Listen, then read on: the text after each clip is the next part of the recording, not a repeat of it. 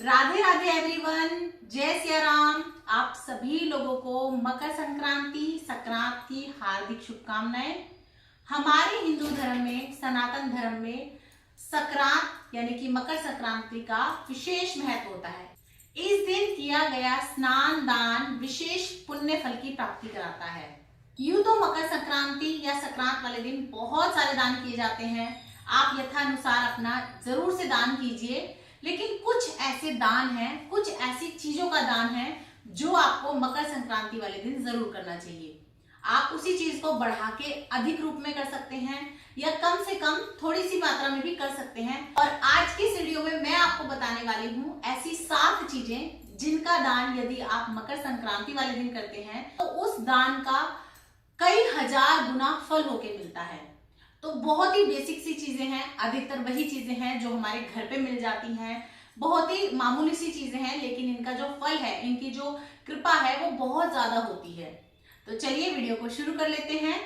इसके अलावा अगर आप मकर संक्रांति वाले दिन से कोई नियम उठाना चाहते हैं, 100 सेरे का नियम है, 100 सेरी का नियम है, या अगर आप कोई 365 दिन के लिए नियम लेना चाहते हैं जिसमें आप सूरज लोटा ले सकते हैं, तुलसा माता का जो है बिंदी लगाने का नियम, मांग भरने का नियम, दिए का नियम, रहा दिए का नियम, और भी बहुत सारे नियम होते हैं। अगर आप वो लेना चाहते हैं तो उनके ऊपर मैंने प्रॉपर वीडियो बनाई हुई है कि आप कैसे नियम लेंगे, कैसे दान करेंगे, उद्यापन कैसे करेंगे, संकल्प कैसे लेंगे, तो आप उन्हें भी जरूर चेक कीजिएगा। तो चलिए आज की इस वीडियो में हम लोग देख लेते हैं कि वो ऐसी कौन सी 7 चीजें हैं जिनका विशेष दान बताया गया है मकर संक्रांति वाले दिन। तो देखिए, सबसे पहले नंबर पे आती है खिचड़ी, क्योंकि मकर संक्रांति के जो पर्व है उसको खिचड़ी का पर्व भी कहा जाता है। तो इस दिन खिचड़ी का दान करना विशेष बताया जाता है। तो आप खिचड़ी ले लीजिए। इसमें हमें चावल और साथ ही में हमें ये हरे मूंग की दाल लेनी होती है। आप साबुत भी ले सकते हैं या टूटी भी ले सकते हैं। कुछ लोग इसमें काली दाल डाल के बनाते हैं, काली उड़द की, तो आप वो भी डाल सकते हैं। तो यहाँ हम ये ले लेंगे खिचड़ी। दूसरे नंबर पे आता है हमारा तिल का दान। मकर संक्रांति वाले दिन अगर आप तिल दान करते हैं तो उसका विशेष महत्व बताया जाता है। वैसे तो तिल का दान हमेशा ही बहुत उत्तम बताया जाता है, लेकिन संक्रांत वाले दिन, मकर संक्रांति वाले दिन अगर आप तिल का दान करते हैं तो ये कई हजार गुना होके आपको जो है पुण्य की प्राप्ति कराता है, महापुण्य का आपको जो है फल दिलाता है। तिल का दान बहुत अच्छा बताया जाता है। मकर संक्रांति वाले दिन किया गया तिल का दान आपको कर्ज से बहुत जल्दी मुक्ति दिलाता है। ऐसा माना जाता है कि अगर आपका कोई भी ऋण हो आपके ऊपर तो वो बहुत जल्दी, बहुत ही सरलता से उतर जाता है। तो आप तिल का दान कर सकते हैं। तीसरे नंबर पे आप गुड़ का दान कर सकते हैं। तो देखिए, मकर संक्रांति वाले दिन गुड़ का दान भी विशेष महत्व रखता है और ऐसा माना जाता है कि अगर आप मकर संक्रांति वाले दिन गुड़ का दान करते हैं तो आपके जीवन में सूर्य भगवान की बहुत कृपा होती है, आपको मान सम्मान यश की प्राप्ति होती है। मकर संक्रांति का त्योहार भगवान सूर्य से जोड़कर देखा जाता है और गुड़ का भोग भगवान सूर्य नारायण के लिए विशेष होता है, उत्तम होता है। तो आप गुड़ का दान कर सकते हैं, चाहे आप थोड़ा करें, चाहे आप किलो करें, 1.25 किलो करें या पूरी पेटी दान करें, तो आप गुड़ दान कर सकते हैं। आप किसी को भी दान कर सकते हैं या आप जाके गौशाला में गौ माता को भी दान करके आ सकते हैं। तो देखिए, चौथे नंबर पे आता है घी का दान। घी का दान भी आपको जरूर से करना चाहिए।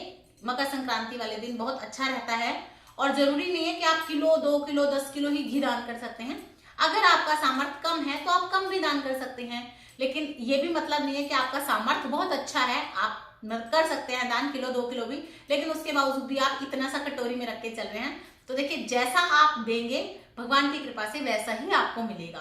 तो आप अपने मन में ये धारणा रख के चलिएगा कि हम ये दान अपने लिए कर रहे हैं। कभी भी ये सोच के मत कीजिएगा कि हम दूसरे पे एहसान करने के लिए करेंगे, मैंने तुझे घी दिया।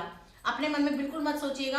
और जब भी आप किसी को दान करते हैं तो दान देने के बाद बिल्कुल भूल जाइए, मन में ये मत सोचिएगा क्योंकि मैंने इसको दान दिया था तो अब मेरा एहसान है इस पे, तो ऐसा बिल्कुल मत सोचिएगा।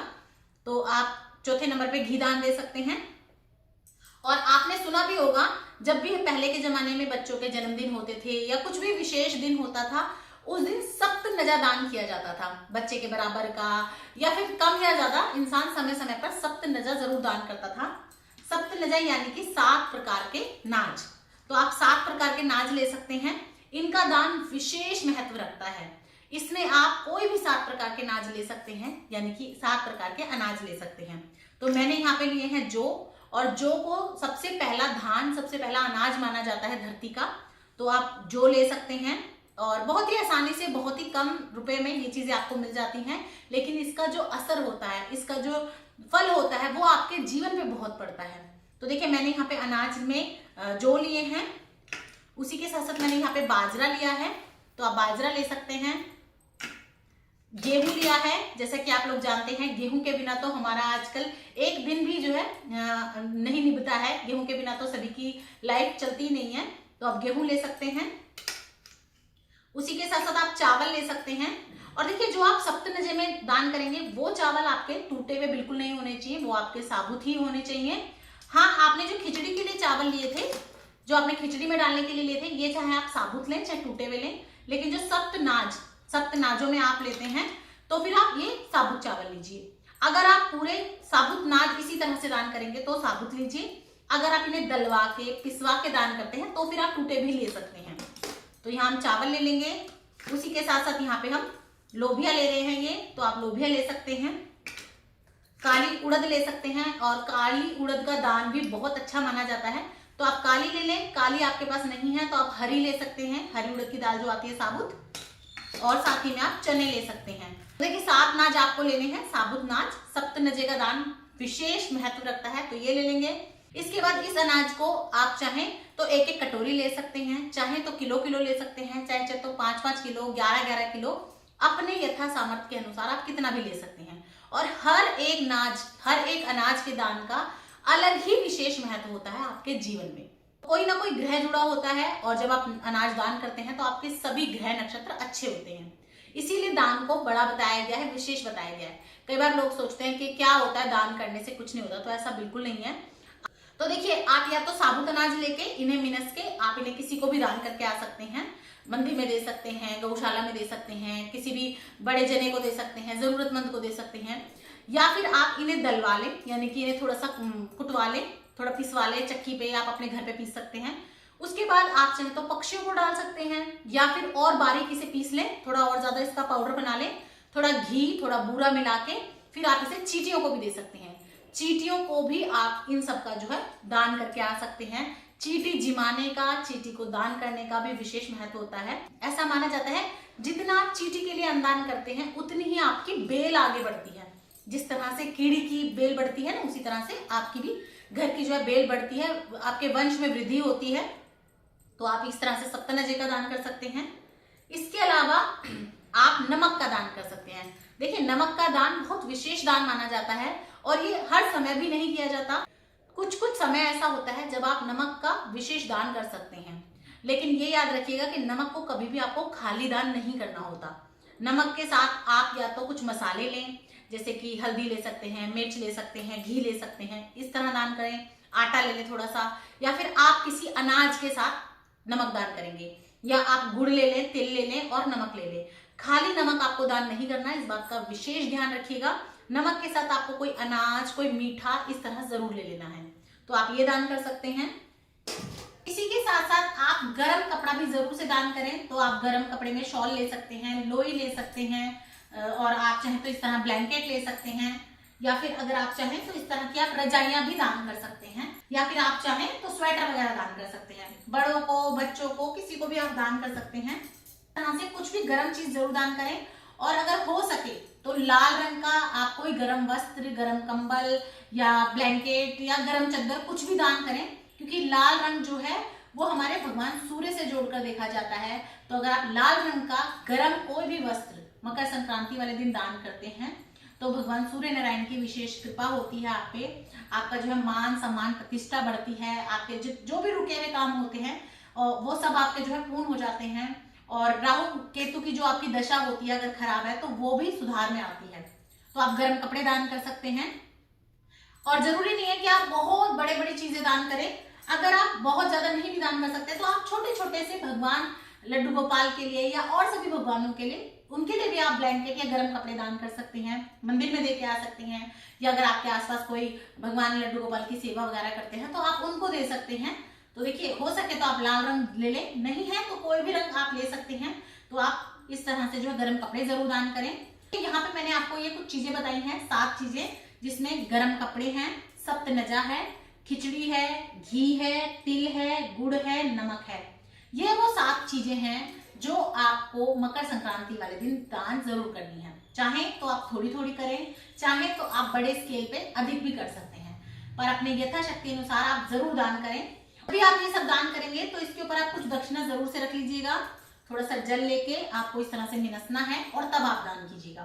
आप चाहे जैसे खिचड़ी या सतनजा दान कर रहे हैं तो इसी में आप ये जो हमारी तिल की गुड़ की बनी हुई रेवड़ी वगैरह आती है वो थोड़ी डाल लें तो मीठा भी साथ में हो जाता है। या गर्म कपड़ों के ऊपर आप थोड़ा सा ये तिल की पट्टी वगैरह रख के देंगे तो कपड़ों का भी दान हो गया, साथ में आपका तिल का भी दान हो गया। तिल का दान विशेष महत्व रखता है मकर संक्रांति वाले दिन। हो सके तो ये 7 चीजें आप दान कीजिएगा। 7 नहीं कर सकते तो जो भी आपके लिए संभव हो, जितनी भी चीजें आपसे हो सके आप उनका दान जरूर करें।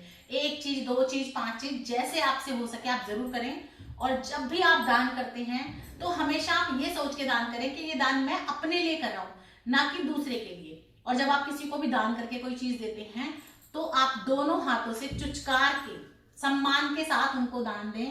दान देने के बाद आप उनके चरण स्पर्श जरूर करें। और कभी भी दान देके ये मत सोचे कि मैं इसको इतना कुछ देती हूँ या मैंने इसको दान दिया है तो ये छोटा है या मैं बड़ी हूँ या मैं तो इस पे एहसान कर रही हूँ या इसे मेरा एहसान मानना चाहिए। ऐसा बिल्कुल मत सोचिएगा। जितना आप अपना दान करके भूलते हैं उतना ही आपका दान काम आता है। और जितना आप अपना दान करने के बाद गाते हैं, बताते हैं, उसको जो है प्रचार करते हैं, उतना ही आपका दान जो है वो शून्य हो जाता है। तो हमेशा जब भी हो सके दान चुपके करें, छुपके करें, ऐसे दान करें कि उसका पता ना हो कि आपने किसको क्या कब दान किया है। और दान करने के बाद कभी भी दान जिसको भी आपने किया उसे हीन भावना से, हीन भावना से ना देखें। कई को दान देने के बाद ऐसे सोचते हैं ये तो गरीब है या ये तो ऐसे हैं, साफ सफाई करने वाले हैं, इनको हम क्यों दान दें, इनके तो हाथ पैर ऐसे गंदे हैं। ऐसा कभी मत सोचिए। भगवान ने अगर आपको इस लायक बनाया है कि आप किसी की मदद कर सके, किसी के लिए कुछ कर सके तो जरूर करना चाहिए। और हमेशा जो है ना दान करते रहना चाहिए। तो आप दान जरूर करें अपनी यथाशक्ति अनुसार। आप मकर संक्रांति वाले दिन सुबह पहले स्नान वगैरह कर लें। उसके बाद जो भी आपको दान निकालना है, चाहे कोई भी चीज आपने दान करी हो वो ले लें, उसको आप मिनस लें, थोड़ा सा चुचकार लें। उसके बाद चाहे तो आप तुरंत दे सकते हैं या फिर आप मकर संक्रांति वाले दिन पूरे दिन में कभी भी दे सकते हैं। और मिनसने के बाद अगर मान लीजिए आप उस दिन नहीं दे सकते, जिन्हें भी आपने देना है वो अगले दिन आएंगे, 2 दिन बाद आएंगे, तो भी आप दे सकते हैं, क्योंकि आपने उसका जो मिनसना है, उसका जो पूजन है वो आपने मकर संक्रांति वाले दिन कर लिया। तो आप बाद तक भी किसी को दे सकते हैं, कोई दिक्कत नहीं है। और एक क्वेश्चन बहुत ज्यादा आता है कि दीदी देना किसको है। तो देखिए, सबसे पहले दान का महत्व जब ही होता है आप उन्हें दें जिन्हें इसकी जरूरत है। तो हो सके तो अपने घर से बाहर ही दान करें। घर के अंदर ही अगर आप दान कर देते हैं तो उसका कोई फल नहीं है। लेकिन इसका मतलब ये भी नहीं है कि घर में आपके बड़े बुजुर्ग जितने भी रिश्ते हैं वो बैठे हैं और आप बाहर बाहर दान कर रहे हैं। दान बाहर कर लीजिए, लेकिन उनको भी कुछ दे दीजिए पैर छू के, तो उनको ये रहता है कि चलो हमें पूछ लिया या हमें पूज लिया। तो आप ऐसा कर सकते हैं, लेकिन ऐसा भी नहीं करना आपको कि आपने अपने घर में हिंसा धोखा अपनों को ही दे दिया, उन्होंने बना लिया, खा लिया, हाथ जालिए हो गया। ऐसा भी नहीं करना। दान हो सके बाहर करना है, घर वालों को साथ लेकर करना है। हो सके तो बाहर कीजिएगा, जरूरतमंदों को कीजिएगा। और या फिर अगर आपके आसपास फैमिली में कोई ऐसे बड़े रिश्ते हैं जिनको जरूरत भी है और रिश्ता भी है तो आप उनको भी दे सकते हैं। लेकिन आप याद रखिएगा, कभी भी बेटी का किया हुआ दान मायके वालों को, पीहर वालों को, माँ बाप को नहीं लेना चाहिए। आप अपने घर में रूखी सूखी खा रहे हैं उसमें ज्यादा खुश रहिए बजाय अपनी बेटी के दिए हुए दान को खाने से। देखिए, आजकल लोगों ने मानना बंद कर दिया है, लेकिन कन्या दान करने के बाद जिस चीज का आप दान खुद कर चुके हैं उसके बाद आप उसी को यूज कर रहे हैं तो आपको फल नहीं मिलेगा, आपको दोष लगेगा। जैसे मान लीजिए अब ये मैंने गेहूं है, ये मैंने मिल से दान किया और ये मैंने किसी को दे दिए। उसके बाद मैं उसके घर जा रही हूँ अगले दिन, जब वो इसी की रोटी बना के खा रहा है तो मैं ये रोटी खा के आ रही हूँ। भाई ये कैसा दान हुआ? बल्कि उल्टा मैंने तो उसको मेहनत करवा ली। ये सिर्फ गेहूं दिए थे, उसने पिसवाए, आटा गूंदा, रोटी सेके और मैं जाके चपाचप खा के आ गई कि गेहूं तो मेरे थे, दान तो मैंने किया था। ये गलत है। बाकी देखिए, सबकी अपनी सोच है। अगर सोचे तो बहुत कुछ है, नहीं सोचे तो भैया क्या ही कह सकते हैं। बाकी आप अपनी यथाशक्ति अनुसार दान जरूर करें। आपको ये वीडियो कैसी लगी मुझे कमेंट करके जरूर बताइएगा। वीडियो अच्छी लगी हो तो लाइक शेयर सब्सक्राइब कर दीजिएगा और अपने फ्रेंड्स फैमिली के साथ शेयर जरूर कर दीजिएगा। और इसी तरह से हिंदू धर्म से, पाठ पूजा से, घर गृहस्थी से रिलेटेड वीडियोस देखने के लिए हमारे चैनल पर बने रहें। अभी तक सब्सक्राइब नहीं किया है तो प्लीज सब्सक्राइब जरूर कर लें और संक्रांत से रिलेटेड आपको सभी वीडियोस मेरे चैनल पे मिल जाएंगी, उन्हें भी जरूर देखिएगा। यहाँ तक वीडियो को देखने के लिए बहुत बहुत धन्यवाद। फिर मिलूंगी आप लोगों से किसी और वीडियो के साथ, तब तक के लिए जय सिया राम, राधे राधे।